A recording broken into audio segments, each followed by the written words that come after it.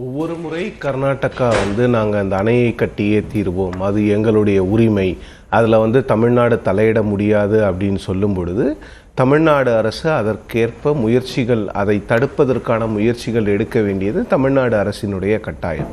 அது எந்த கட்சியாக இருந்தாலும் அந்த வழியில் தான் தாவேக்காவும் இன்றைக்கி அந்த ஒரு கவர்மெண்ட் ரெசல்யூஷனை இன்றைக்கி முதல் முறையாக அவங்க ஆட்சி பொறுப்பேற்ற பிறகு மேகதாது இஷ்யூவுக்கு அந்த கவர்மெண்ட் ரெசல்யூஷனை இன்றைக்கி பாஸ் பண்ணியிருக்கிறாங்க.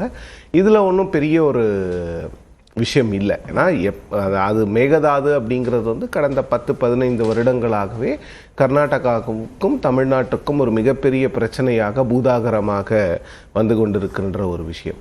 அதை தமிழ்நாடு அரசினுடைய தொடர் முயற்சியால் தான் முதல்ல அதிமுகவினுடைய அரசு இருந்தது, அதன் பிறகு திமுகவினுடைய அரசு இருந்தது, இப்பொழுது தாவேக்கா அரசு வந்திருக்கிறது.